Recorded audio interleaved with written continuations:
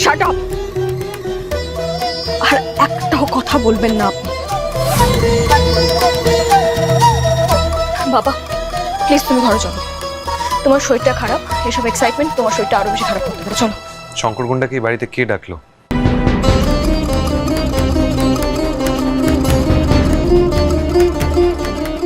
শঙ্কর গুন্ডা যে বড় বৌদি ডান হাত, এটা আমরা সবাই ভালো করে জানি। সেই শঙ্কর গুন্ডাকে এই বাড়িতে ডেকে আমাদের সকলকে হেনস্থা কেন করালো? আমার গায়ে, বাবার গায়ে কেন হাত দিল? কি হলো? বাবার কথার উত্তরটা দে। আমি আপনার কোনো কথার উত্তর দেব না। রাঙামতি তো জিজ্ঞেস করেনি, আমি জিজ্ঞেস করেছি। বাবা প্লিজ। বড় বৌদি যে ভালো মানুষ নয় সেটা আমরা সকলেই জানি বিহু, তাই তাকে বিশ্বাস করার কোনো প্রশ্নই ওঠে না। কিন্তু সে যে তোকে দিয়ে খারাপ কাজও করাতে পারে এই বিষয়ে আমার কোনো সন্দেহ নেই। বড় জেমা আমাকে দিয়ে খারাপ কাজ করায়নি। বড় জেমা ছোটবেলা থেকে আমাকে মানুষ করেছে। বড় জেমা আমাকে দিয়ে খারাপ কাজ করাতে পারে না বাবা। মানুষ না, অমানুষটা বানিয়েছে। খুব সাবধান। আপনি কি জানেন আমার বড় জেম্মা সম্বন্ধে? আমার তো পুরনো কথা এখনো কিছু মনে পড়ে নাই, তবে এখানে এসে যতটুকু দেখেছি তাতে এটুকু বুঝতে পেরেছি যে তোর বড় জেম্মা তোর সর্বনাশ চায়। না, চায় না। আমার বড় জেম্মা আমার সর্বনাশ চায় না, আপনি চান।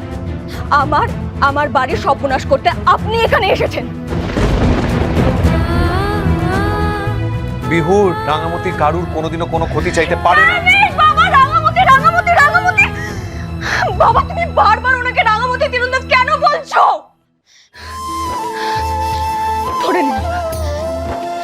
ধরে নিলাম বাবা, যদি উনি তোমার ফার্স্ট ওয়াইফ রাঙামতি হন তো তাতে কি বাবা? উনি কি করেছেন তোমার জন্য? দিনের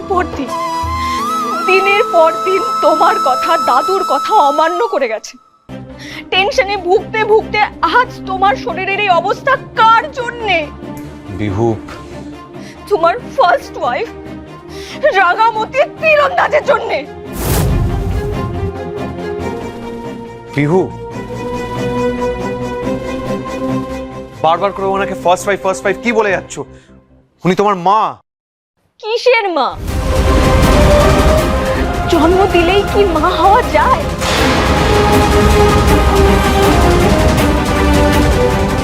নিজের সন্তানের প্রতি কোনো দায়িত্ব পালন করেছিলেন তিনি?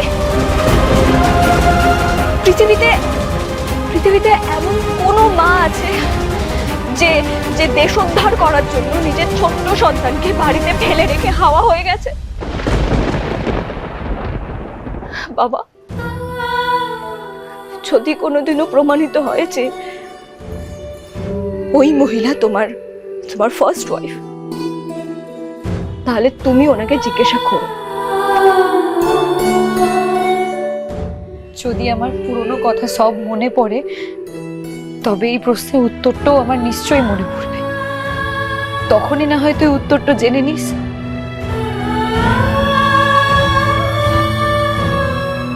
আমি যদি তোর প্রতি মায়ের দায়িত্ব সত্যি না পালন করে থাকি তবে তোর কাছে মায়ের অধিকারটাও আমি দাবি করব না।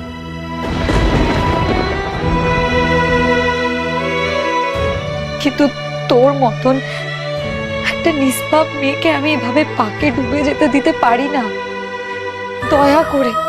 দয়া করে তুই তোর বড় জেম্মার কথা আর শুনিস না বিহু। আমি কার কথা শুনবো আর কার কথা শুনবো না সেটা আমি ঠিক করব। দরকার পড়লে আমি বাবা আর বাড়ির বড়দের সাথে ডিসকাস করব। ভবিষ্যতে আপনি আমার লাইফে আর ইন্টারফেয়ার করবেন না।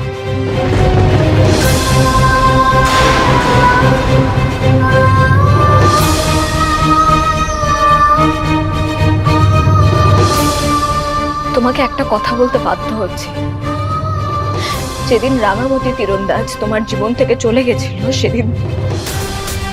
সেদিন তুমি রাগে ঘেন্নায় ওনার সব স্মৃতি ছুঁড়ে ফেলে দিয়েছে। আমি নিজে সেটা দেখেছি।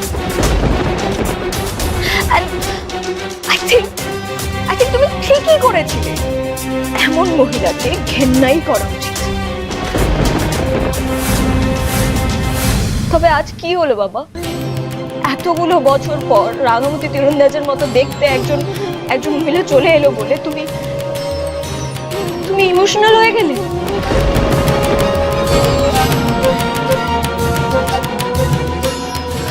তুমি ইমোশনাল হলো, আমি হব না। সারা জীবন ওই মহিলা আমার কাছ থেকে ঘেন্না ছাড়া কিচ্ছু পাবে না।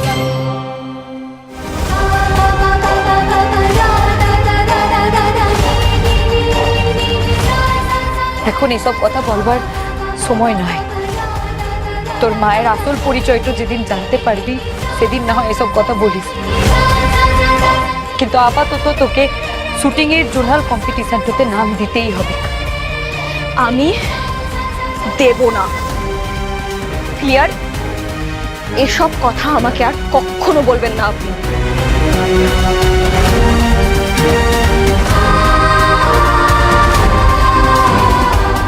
আমি তোকে খেলাবই।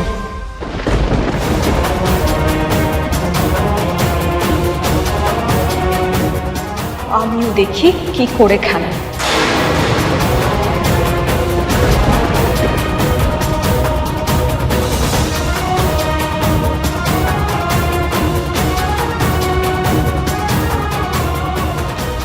দেখলে তো রাঙামতি, বারবার করে তোমায় বলেছিলাম শুধুমাত্র বাইরের কাছে ইম্পর্টেন্স না দিয়ে নিজের পরিবারের দিকে একটু মন দাও। তুমি আমার কথা শোনার প্রয়োজন মনে করো, তার পরিণামটা আজকে নিজের চোখেই দেখে না। নিজের সন্তানের কথাটা একটু ভেবে দেখতে, সেটাও তুমি করো। তাই আজকে যা হওয়ার সেটাই হচ্ছে, আর এর জন্য তুমি দায়ী।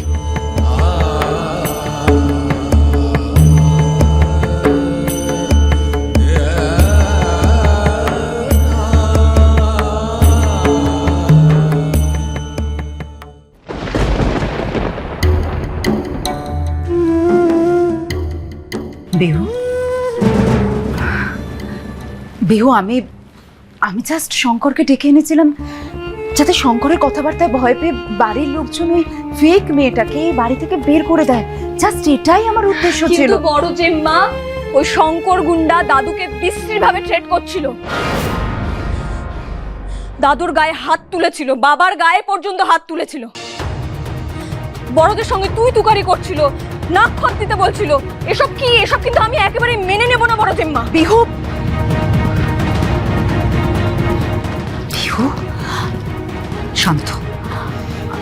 দেখো, আমি কিন্তু এগুলো কোনোটাই করতে বলিনি বিহু। আমি জাস্ট বলেছিলাম ভয় দেখাতে, সিম্পলি ভয় দেখাতে, যাতে বাড়ির লোকজনরা ভয় পায় আর তৎক্ষণাৎ ওই মেয়েটাকে বাড়ি থেকে বের করে দেয়। দেখো বিহু, শঙ্কর একটু বাড়াবাড়ি করে ফেলেছে।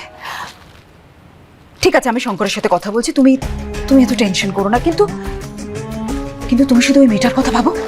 দুটো ছেলেকে কিভাবে এনজয় করলো, একেবারে পায়ে ধরে শঙ্করকে ক্ষমা চাওয়ালো, প্রায় ঘাড় ধাক্কা দিয়ে বাড়ি থেকে বের করে দিল। তুমি ভাবো তো বিহু কতটা রিস্ক নিল। শঙ্কর কিন্তু ফেরোসাস একজন গুন্ডা।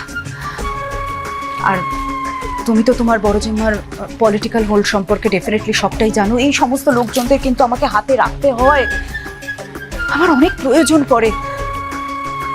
বিহু, একটা কথা বোঝার চেষ্টা করো, আমার পরিবারকে অপমান করার উদ্দেশ্য কিন্তু আমার নেই, সেটা আমি কোনোদিন করতে পারি না।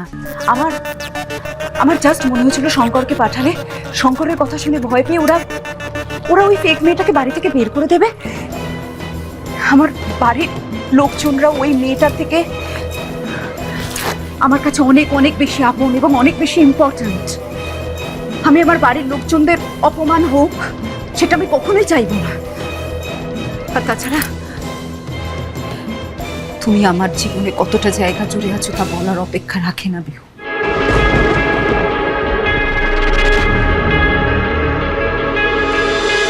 রাঙামতি তীরন্দাজ।